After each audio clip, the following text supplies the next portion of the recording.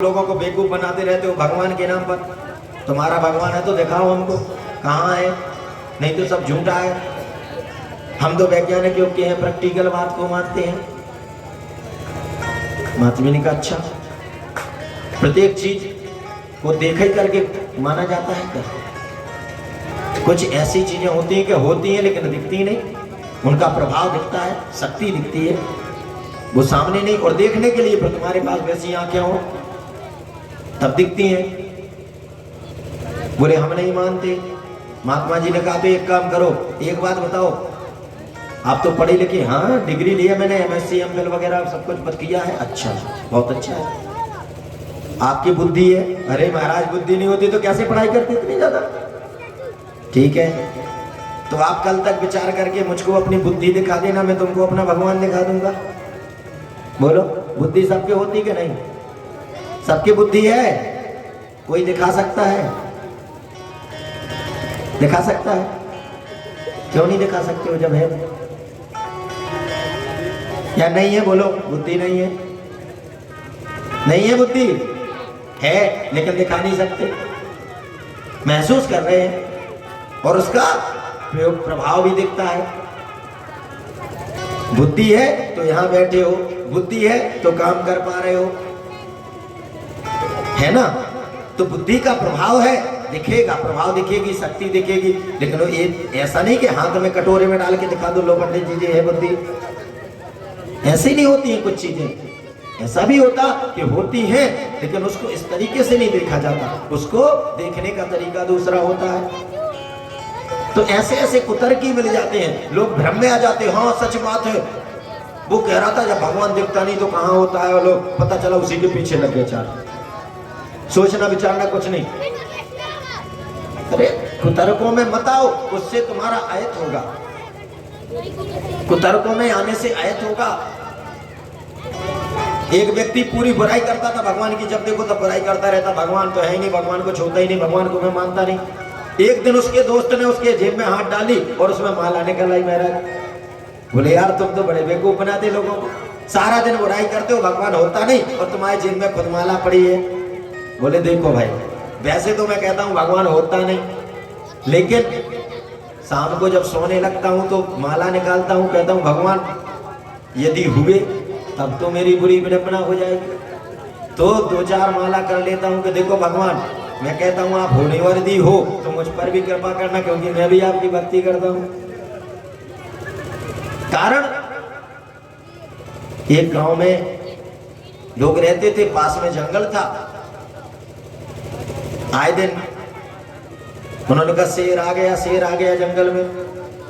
कुछ लोग जा रहे थे जंगल की तरफ, तो जो घर के गांव के बुजुर्ग थे उन्होंने कहा बेटा कुछ लाठी डंडा ले लो तब जाओ।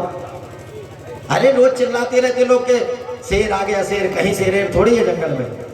एक बुजुर्ग ने बुलाया, धरा, ठीक है तुम डंडा लेके जाओगे, शेर नहीं मिलेगा तो क्या नुकसान होगा? कुछ नहीं।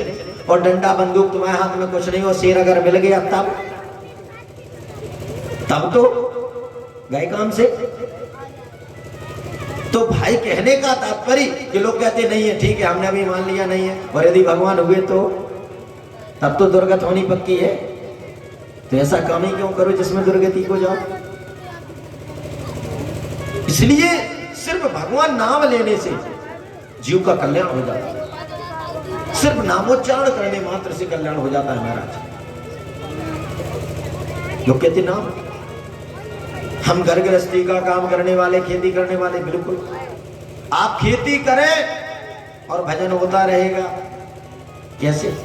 जिस दिन आप खेती को भगवान की खेती मानने लगेंगे, भगवान का काम मानने लगेंगे, आप जो भी काम कर रहे हैं उसको भगवान के निमित्त, माता मैंने रोटी बनाती है, जिस दिन आपके अंदर ये भाव जग जाएगा कि हम तो ठाकुर जी के लिए प्रसाद बना रहे हैं, इस सबके अंदर ठाकुर जी विराजमान है। घर में बेटा बेटी से लेकर के सभी माता पिता के अंदर, सास बहू के अंदर, सास के अंदर, जेठ के अंदर, जिठानी के अंदर, सबके अंदर भगवान मानेंगे। एक एक के अंदर ईश्वर का अंश है। जो हम कार्य कर रहे हैं वो भगवान की सेवा है। उस दिन आपको अलग से बैठ के पूजा करने की जरूरत नहीं है। लेकिन ये भाव कब जगेगा? जब सत्संग में आओगे, कथा सुनोगे, तब तो पता चलेगा रास्ता। आप करके देखें, खेती करें, मजदूरी करें, जो भी, ठाकुर जी के लिए। और उसका मतलब ये नहीं कह रहे हैं कि जो कुछ खेती से आया सारा ठाकुर जी के मंदिर में चढ़ा दो। वो तो हमारी संस्कृति में पहले से प्रतिबंधित है। दशांश से ज्यादा दान के लिए नहीं कहा। किसी को परमात्मा ने कुछ तो सर्वांश करते वो अलग हो गया, लेकिन दशांश का बात थी। आजकल तो दशांश छोड़ दो महाराज, 1% भी दान नहीं करता है व्यक्ति, और इसीलिए कष्टों को भोग रहा। क्यों दान करना? दान इसलिए करना कि आपने धरती माता से लिया है। आप धरती माता के बेटे बेटियां हो, तो जो गाय, घोड़े, कुत्ते, गधे, सुअर, पक्षी जो पैदा हुए वो भी धरती पे पैदा हुए हैं, वो भी धरती माता के बेटे बेटियां हैं। और बाप की जो दौलत होती है, मताई का जो धन होता है, उस पे अधिकार किसका होता है? एक बेटा का कि सबका? सबका होता है ना। तो जो जितने जीव जंतु हैं सबका अधिकार है।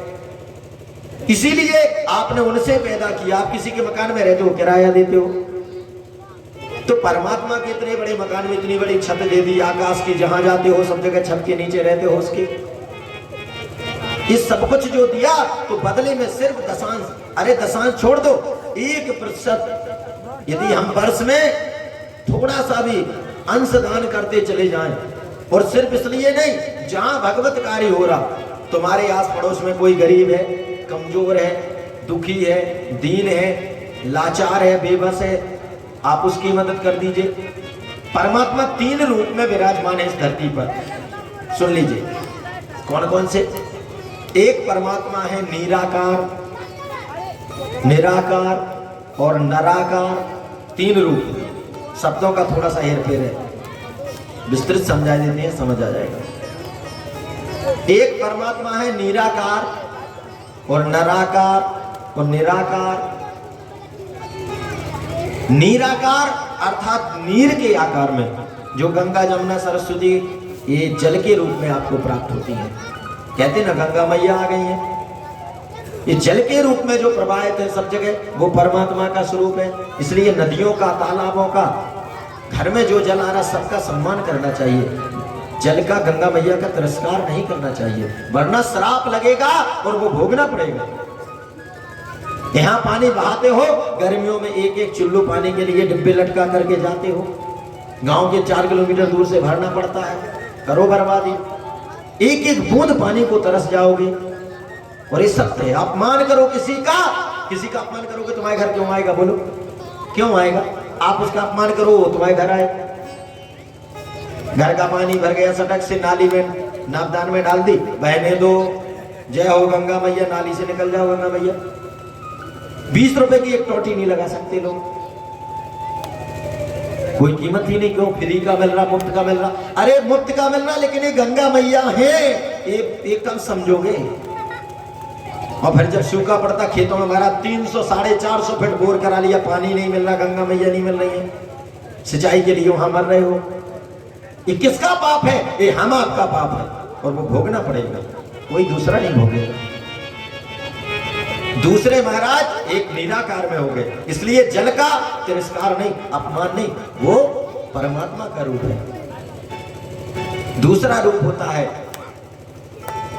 निराकार। निराकार का ये समस्त ब्रह्मांड, कोई आकार नहीं उसका, बिना आकार के है वो। इस सृष्टि में जो कुछ भी देख रहे हो, ये सब परमात्मा का है। जितनी हरियाली दिखती है उसकी सुंदरता है, पहाड़ है जो उसकी हड्डियां हैं, ये नदियां उसकी नसनाड़ियां, विराट रूप का भी आगे वर्णन होगा तब पता चलेगा। वो निराकार उसका रूप है।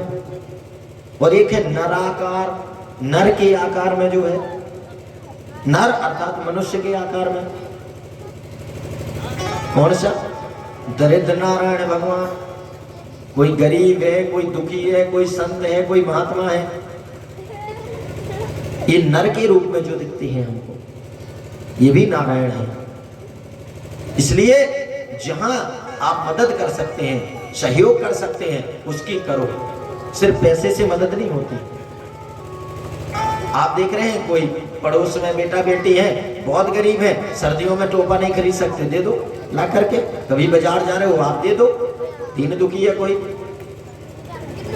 पहले नियम था कोई व्यक्ति आए फकीरों बेचने वाला हो कोई हो, लोग उसको भूखा नहीं जाने देते थे, पूछते थे भैया खाना खा लो पानी पी लो। आज स्थिति यह है कोई मतलब नहीं। गृहस्थ का जबकि नियम था, गृहस्थ इसीलिए थे, संतों के यहाँ नहीं होती थी व्यवस्था, गृहस्थों के यहाँ होती थी कि गृहस्थ के यहाँ करके कोई भूखा ना जाने पाए, अपमान होता था। और बगैर बच्चा दिए उसको भोजन खिलाए नहीं वापस जाने देते थे। आजकल तो महाराज मांगे भी कोई तो लोग कहते हैं आगे का घर देख लो, हमारे वाले में ये व्यवस्था नहीं है, कुछ नहीं मिलेगा, आगे बढ़ो। और उसी का परिणाम है। ऐसा नहीं कि जो महाराज सहयोग करते हैं, लोगों को खिलाते पिलाते हैं या अपने गरीबों की मदद करते हैं, दीन दुखियों की मदद करते हैं, तो वो गरीब हो जाते हैं, वो और अधिक धनवान होते हैं, सुखी होते हैं, तभी भगवान प्रसन्न होते हैं। भगवान के सब बेटे बेटियां हैं, इसलिए ना तो किसी को सताओ। 4 वेद 6 शास्त्र में लिखी है बातें दो, और दुख दीने दुख होते हैं, सुख दीने सुख हो। आप किसी को दुख दोगे तो आपको दुख मिलने वाला है, सुख दोगे सुख मिलेगा। जो कुछ बोओगे वही फसल होगी। अगर चने बोए हैं तो बताओ मटर पैदा होगी, मटर बोओगे तो मसूर की दाल होगी पैदा, ऐसे होगा? नहीं होगा ना। जिसकी फसल बो के आए हो वही काटना पड़ेगी। यदि बबूल बोओगे तो कांटे ही मिलेंगे। और बढ़िया आम के, यदि आम की गुठलियां बो दे तो क्या मिलेगा? रसीले रसीले सुंदर आम के फल। आप चाहो या ना चाहो, महाराज हमने तो आम के फल जामुन के लगा दिए हैं पेड़, फले या कुछ मिले या ना मिले, लेकिन ना चाह के भी उसमें जामुन ही मिलेंगे, सुंदर रसीले आम ही मिलेंगे। आप चाहो या ना चाहो, आप जैसा बोओगे वही काटना पड़ेगा। इस प्रकार से महाराज सुखदेव भगवान ने समझाया कि संसार का नियम है और इस सृष्टि में आकर के मनुष्य को भगवत भक्ति करनी चाहिए और भक्ति भाव से, सेवा भाव से कार्य करना चाहिए। और जो नहीं आते हैं, जो भगवत कथा का रसपान नहीं करते हैं, तो उनको अनेकों गालियां सुनाते हैं सुखदेव बाबा। कहते वो ऐसे हैं कि जैसे कोई मुर्दा श्वास लेता हुआ मुर्दा हो, मुर्दे के समान है, वो सूकर के समान है, वो गधे के समान है। महाराज नारद जी ने पूछा सुखदेव बाबा से कि आप इतनी गालियां क्यों कह रहे हैं कि वो गधे के समान है, सूकर के समान है, सांस लेता हुआ मुर्दे के समान है? उन्होंने कहा हम नहीं कह रहे ये बात, ये जो आकाश में खड़े हुए देवता हैं वो कहते हैं कि बताइए इतनी सुंदर मधुर कथा का रसपान हो रहा है और ऐसे दुर्भाग्यशाली है कि वहां जाकर के नहीं पा रहे हैं, और देवता वहां से लालायक बैठे हैं। कितने कहते हैं भाग्यशाली है ये लोग कि भारत की भूमि पर जन्म मिला। भारत जैसी भूमि पर सिर्फ एक भूमि भारत की है जहां भागवत कथा सत्संग संकीर्तन भगवान ने आकर के जन्म लिया। अन्य समस्त भूमियां जो हैं विश्व की वो भोग भूमि है, भक्ति की भूमि सिर्फ एक भारत है। क्यों है इसका आगे उत्तर मिल जाएगा आपको। तो महाराज कहते हैं ये बड़े दुर्भाग्यशाली हैं। देवता कहते हैं बताओ मनुष्य का जन्म मिला और ऐसा सुंदर सत्संग है, इसके बाद भी नहीं जा सकते, तो इनसे बड़ा दुर्भाग्यशाली नहीं।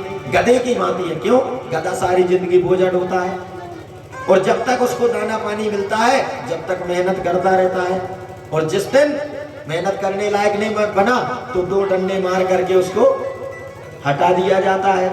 वही हालत महाराज इनकी है। सारी जिंदगी कमाते हैं, ढो ढो करके बांध बांध करके रख दिया, और बुढ़ापा आया सो लड़का बहू ने पकड़ करके बाहर निकाल दिया। आप काम के नहीं हो, जाओ मुंह मत चलाओ, ज्यादा बैठे बैठे बकर बकर करते हो, जाओ निकल जाओ यहाँ से, घर से। तुम्हारा है क्या? तुमने किया ही क्या है हमारे लिए?